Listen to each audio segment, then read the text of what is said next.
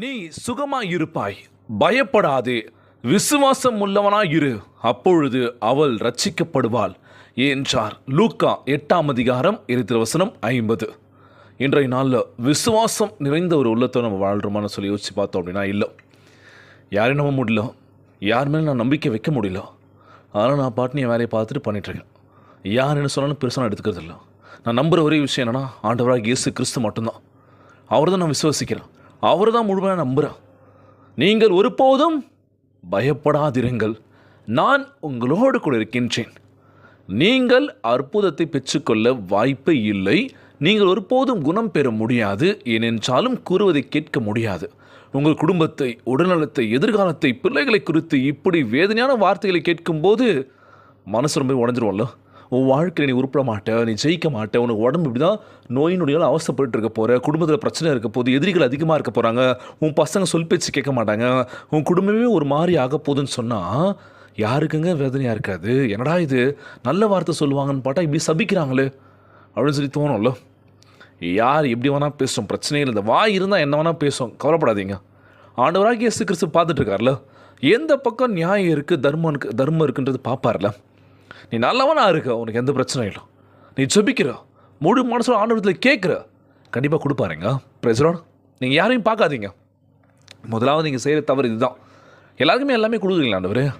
அவன் கார் வச்சுருக்கான், வீடு வச்சுருக்கான், பணக்கார வாழ்க்கை வாழ்கிறான், எல்லாமே வசதி வாய்ப்பெலாம் இருக்குது. எனக்கு பின்னாடி வந்தவன் பார்த்தீங்களா வாழ்க்கையில் முன்னேறி போயிட்டான். ஆனால் என் வாழ்க்கை மட்டும் இப்படி இருக்குன்னு சொல்லி யோசிச்சு கடைசி வரைக்கும் இப்படி தான் இருப்போம் நம்ம போல். அதை பற்றி கவலைப்படாதீங்க. நமக்கான நேரம் வருகின்ற பொழுது நீங்கள் யாரெல்லாம் பார்த்தீங்களோ அவங்கள விட ஒன்று ரெட்டிப்பாய் உயர்த்த போகின்றார். Praise the Lord. கலங்காதீங்க. ஆண்டவருக்கு சாட்சியுள்ள பிள்ளைகளாக இருக்கணும் அப்படின்னா தினந்தோறும் ஜெபிக்கணும். அன்பானவர்களே, நம் வாழ்க்கையை கட்டி எழுப்ப நம் ஆண்டவராகிய இயேசு கிறிஸ்து காத்து கொண்டிருக்கின்றார். உங்கள் விசுவாசம் பெரிது என்றால் நம்பிக்கையாயிருங்கள், நிச்சயமாகவே முடிவு உண்டு, நம்பிக்கை வீண் போகாது என்று வாக்கு கொடுத்திருக்கின்றார். நீதிமொழிகள் 23:18 எடுத்து வாச்சு பாருங்க. பயப்படாதே, விசுவாசம் பெரிதாக இருக்கின்றது, முழுமையாக நம்பு, ஆண்டவரத்தில் கேளு, நிச்சயமாக கொடுப்பாரு. இன்றைக்கி முதலாவது நம்ம ஃபீல் பண்ணுற விஷயம் என்ன அப்படின்னா, எனக்குள்ளே இருக்க கவலை, எனக்குள்ளே இருக்க வியாதி, நோய் நொடியில் அவசரப்பட்டுருக்கான், தினந்தோறும் மாத்திரை சாப்பிட்டுக்கிட்டே இருக்கான், எனக்கு பிடிச்ச உணவை சாப்பிட முடியல பிரதர், ரொம்பவே கஷ்டமாக இருக்குது அப்படின்னு சொல்லி எத்தனை பேர் வருத்தப்படுறோம்ல. கலங்காதீங்க. நிச்சயமாய் உங்கள் உடல்நலத்தை தொட்டு சுகமளிக்க போகின்றார். உங்கள் விசுவாசம் பெரிதாக இருக்க போகின்றது. இன்றைய நாள் ஜெபம். உலகில் வாழ்கின்ற எல்லாருக்கும் நம்ம ஜெபிக்க போகிறோம். ஜெபத்திற்குள்ளாக பயணிப்போமா? எங்களை மிகவும் அதிகமாய் நேசிக்கின்ற அன்புள்ள ஆண்டவராகிய இயேசுவே, இன்றைய நாள் வாக்குறுதி வசனத்திற்காக நன்றி ராஜா. அன்புள்ள ஆண்டவரே, இன்று இயலாத எல்லா சூழ்நிலைகளையும் உன் முன்னே கொண்டு வந்திருக்கின்றேன். பயமும் சந்தேகமும் நம்பிக்கையின்மையும் என்னை சூழ்ந்து கொள்ளும் போது உம்மை நம்புவதற்கும் விசுவசிப்பதற்கும் உதவி செய்வீராக. உம் வாக்கு தத்தங்களை பற்றி கொள்வதில் உறுதியாக இருக்கும்படி என் விசுவாசத்தை பலப்படுத்துங்க ராஜா. எங்கள் வாழ்வில் செத்து போனதாய் காணப்படும் எல்லா பகுதிகள் மேல் ஜீவனை உரைத்து மீண்டும் கட்டி எழுப்ப பண்ணுவீராக.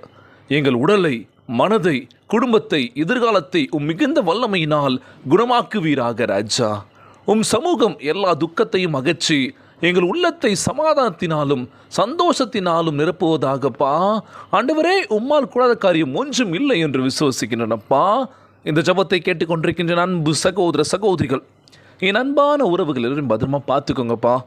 யாருக்கு எந்த கஷ்டங்கள் துன்பங்களை கொடுத்துடாதீங்க ராஜா. நோய் நொடியினால் அவதிப்பட்டு கொண்டிருக்கின்ற ஒவ்வொரு சகோதர சகோதரிகளை உமது கரங்களால் தொட்டு நோயில் அகற்றி போடுவீராக.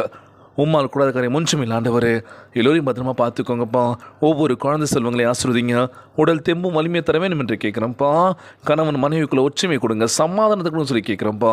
எல்லோரும் இருக்கணும்ப்பா, ஒற்றுமையாக இருக்க வேண்டும் என்று இன்றைய நாள் ஜெபம் இயேசுவின் விலையேற பெற்ற நாமத்தினாலே ஜெபிக்கின்றேன் நல்ல பிதாவே, ஆமேன். ஆமேன். இயேசுவுக்கே புகழ், இயேசுவுக்கே நன்றி. மரியே வாழ்க. God bless you all.